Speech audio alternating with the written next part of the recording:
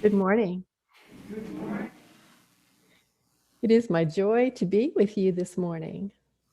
This is our third Sunday in Lent. And we begin this morning a little differently than I usually begin a Sunday lesson, and that's by the reading of Scripture. This morning we are looking at the Gospel of John. We're looking at the 19th chapter, the 26th and the 27th verses. When Jesus saw his mother and the disciple whom he loved standing near, he said to his mother, "Woman, behold your son." Then he said to the disciple, "Behold your mother." And from that hour, the disciple took her to his own home. Now, it's part of the tradition of this time in Lent that we often look at the words that were spoken from the cross. And the words from the cross can be so very difficult for us to envision. And it is not that we deny the crucifixion, for we do not. We do choose to look at all the words spoken by our way shower, Jesus, as having a central message, as having a hidden message, all the words. And so we choose this morning to look at these words spoken to the disciple whom he loved, which is often thought to be the disciple John, telling John to take his mother as his own and telling his mother to take John as her son. Now, metaphysically, we know that the crucifixion represents those challenging times in our lives, and we all have them, when the furthering of our own spiritual consciousness is at painful odds with the demands and the fears of our human lives. The answer is always to surrender. The answer is always to surrender to Spirit and move through that resistance, the resistance that we're holding to get to the other side, to get to the resurrection and into a new dimension of spiritual awareness and spiritual expression. And as difficult as this time is for us, it can also be challenging for those who are part of the level of consciousness that we are surrendering. Jesus recognized this, and he sought to ensure that his spiritual surrender did not leave his mother vulnerable and alone. It can be difficult at these times in our lives, at these crucifixion moments, to take the focus off of our own pain and to lovingly consider the effects our lives have on others. It's important that we do that, so that in surrendering, we leave nothing behind but love. Nothing behind but love.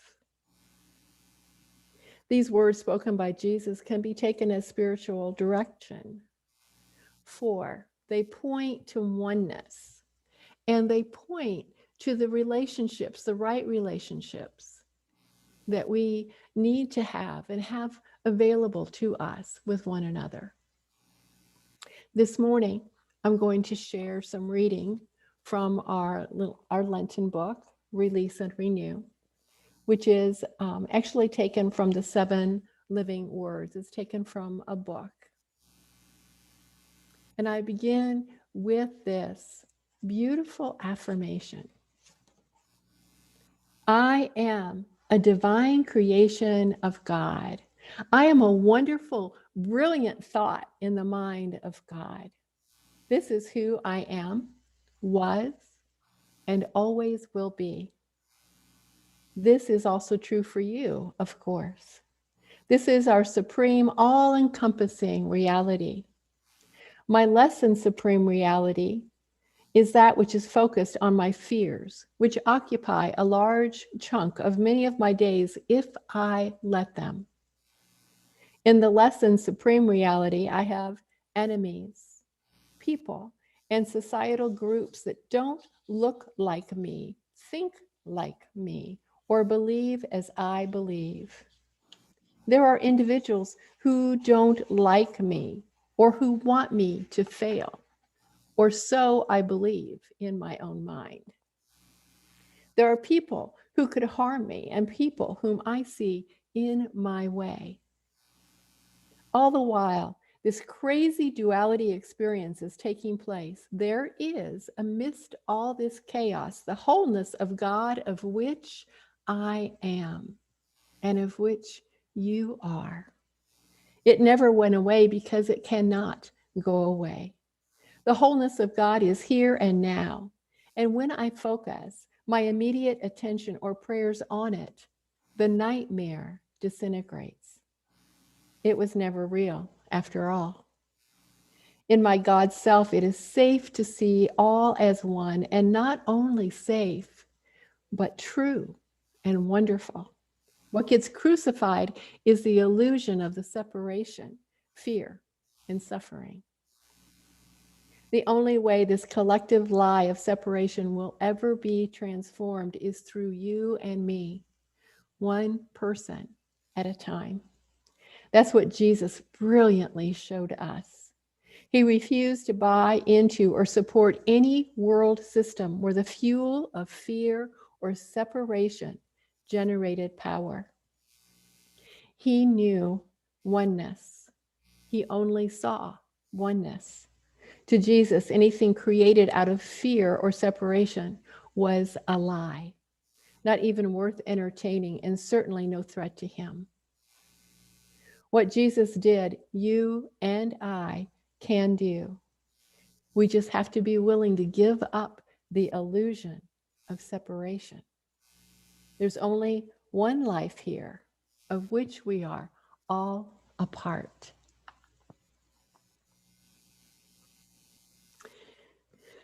Today we conclude our exploration in the series, in the book by Pema Chodron, Welcoming the Unwelcome. And we look first at her chapter called Learning from Our Teachers. And this is such a beautiful segue, a natural segue, because we see Jesus Christ as our master teacher.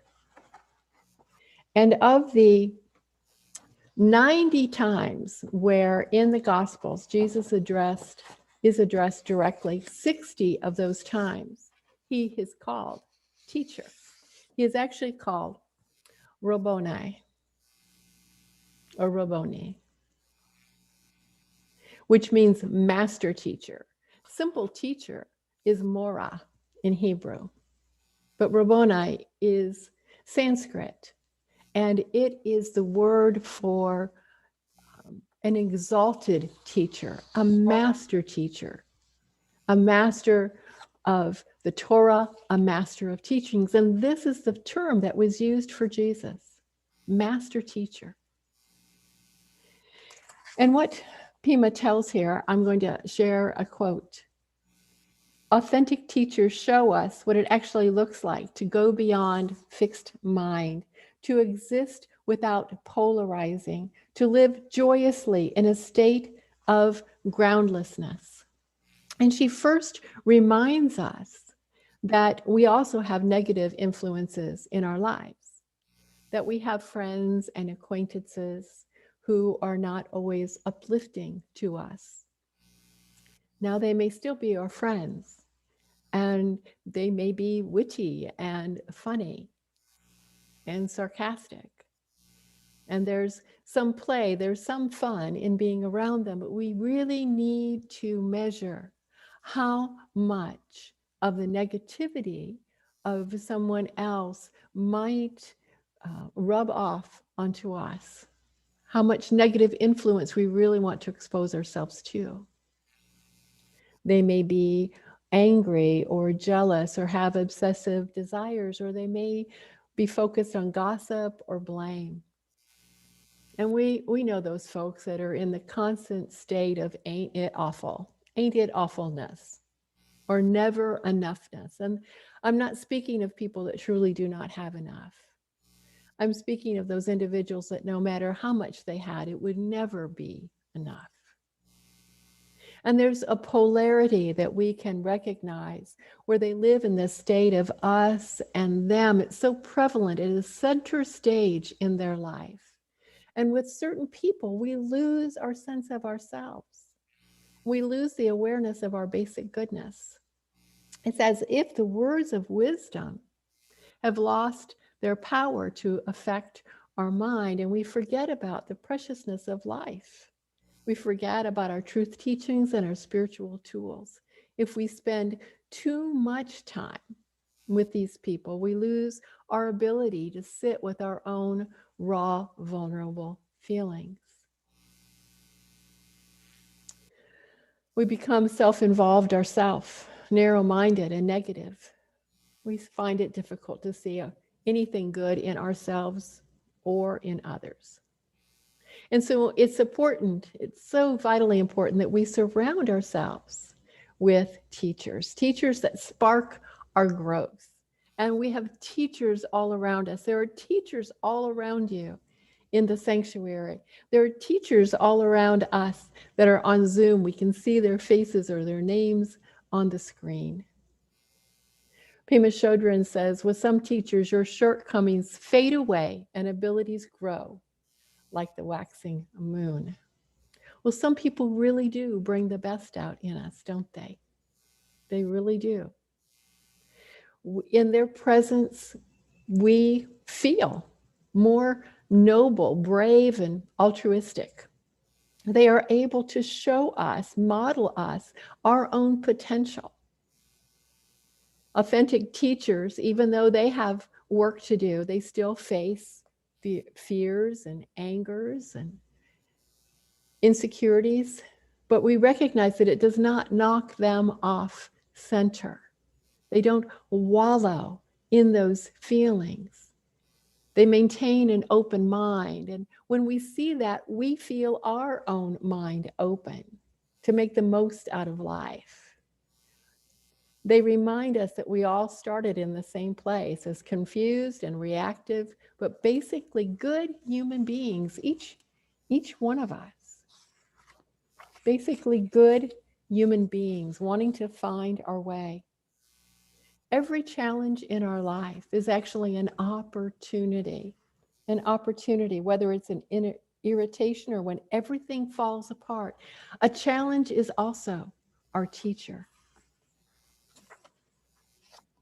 The teacher helps us by mirroring both our shortcomings and our basic goodness. They will show us the potential that they see, but that we do not always see. They hold for us our highest self. They shine the light on our brilliance, on our skills, on our gifts, when sometimes all we can see are our flaws. Life is our teacher, both challenges and kindnesses alike. And we need to always remember that we are all teachers and students alike as we travel the spiritual path.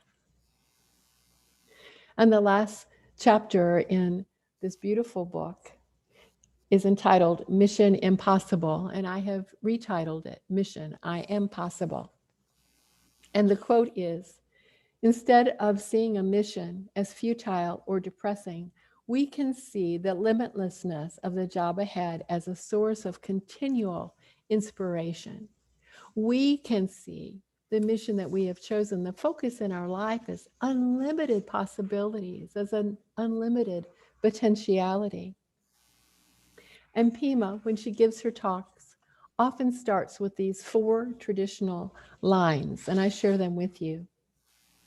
May bodhicitta, precious and sublime, arise where it has not yet come to be, and where it has arisen, may it never fail, but grow and flourish ever more and more.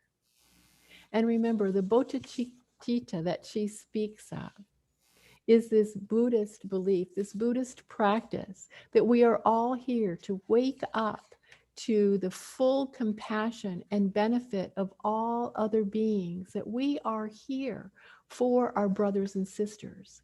We are here to love and to support all living things. And so she says this, the first two lines are about this waking up. But none of us are starting from scratch because we all have within us the essence of love and compassion right where we are. And even individuals who have experienced great loss and great pain and who might find it difficult to express love. One of Pima's teachers says, everybody loves something, even if it's only tortillas. We all have a love for something. And so we're not starting from scratch. We have that essence of love within us.